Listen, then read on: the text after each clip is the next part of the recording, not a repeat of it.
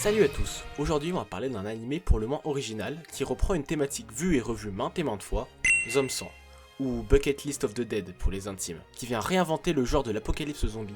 Alors, finalement, c'est quoi Zombie?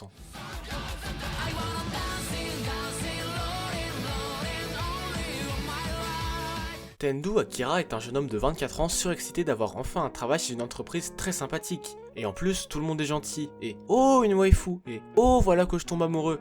J'espère que le scénario sera sympa et que, à la fin de cet animé de romance, ils auront plein de gosses. Bref, cette première journée au taf se passe bien, il est temps de rentrer... Bah non, on reste toute la nuit à travailler. Et le jour suivant, et encore, et encore. Mais c'est bien, elle est géniale mon entreprise. Moi, au moins, on ne l'exploite pas. Bon, sans surprise, il s'avère que le taf d'Akira est une purge. Il reste des jours, des nuits, il ne dort pas, il devient fou, il pense même à se suicider.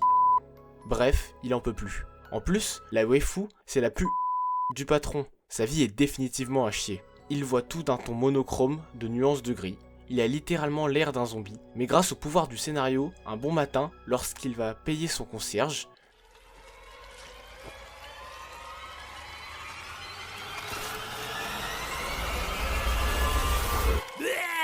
ah bah je vous fais pas un dessin hein. Ce gentil concierge masse le ventre de cette gentille dame. Il s'avère en fait qu'une énorme partie de la population s'est changée en zombie du jour au lendemain. À partir de ce moment-là, les couleurs réapparaissent. Akira perd son air fatigué de gars à deux doigts du suicide et prend son pied à se faire courser par tous ses fans enragés. Et à la place de paniquer comme tout le monde aurait fait, lui, il se réjouit à l'idée de ne pas travailler pendant un jour. Et c'est vrai que c'est vraiment trop bien de ne pas travailler pendant un jour. Mais là, une question vient le tracasser. Est-ce que la waifu est encore en vie? Notre cher Akira ne perd pas de temps et saute sur un vélo en direction de l'adresse de la waifu. On ne se questionnera pas sur le moyen d'obtention de cette adresse. Malheureusement, le scénario a voulu que la waifu se soit métamorphosée en body painteuse, et devant une telle atrocité, Akira fuit, laissant son passé derrière lui.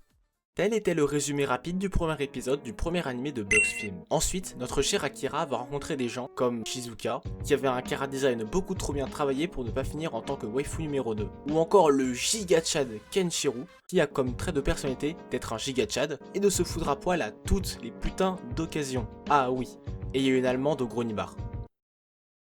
Comment ça les traits de personnalité?